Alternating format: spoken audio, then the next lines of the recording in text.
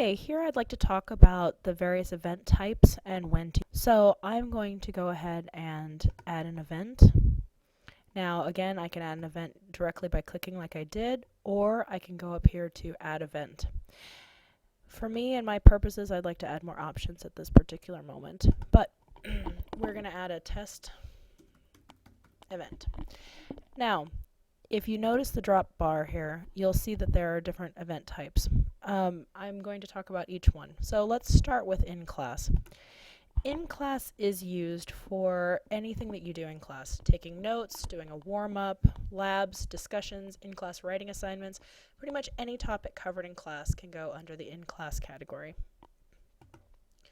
Homework then is anything that's assigned for next class that, if you notice, it only has one date. It's just the date assigned. So anything that you assign for that day that is just due next class. So for instance, in my class it would be something like read chapter 16.1 and answer questions 1 through 4. Finish any in-class assignments. Whatever that looks like, I don't need 2 different dates for it. The difference between homework and assignment is that assignments actually, this is the default that you're going to see as the event type. But if you notice, this changed. There's a date assigned and a date due. This means that you can assign something at the beginning of a unit, and then at the end of the unit, you can then have it due.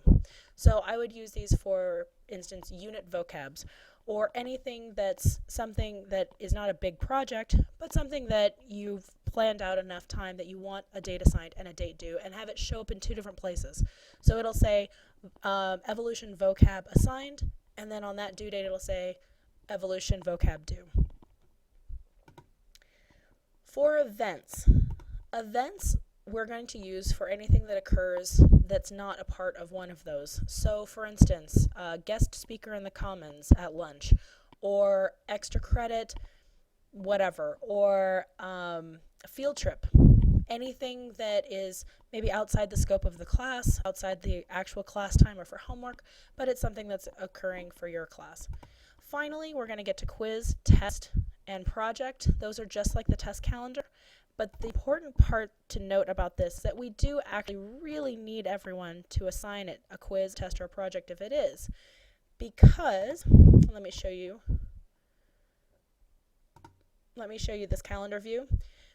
We are able to select quiz, test, and project on a planner view of our same calendar, our same dashboard calendar as teachers, and we can tell when we filled that day. If you notice, if it's a green day, it means there's only 1 assessment. If it's yellow, it's 2 assessments, and right now we have multiple assessments on each one of these days, which means that we probably need to try to pick another day or talk to the teachers. How do we know? We can highlight on this, and it'll tell us exactly which student is struggling to have the conflict, is having the conflict, and also which teacher we need to talk to. So with that, these are the event types and how to use them.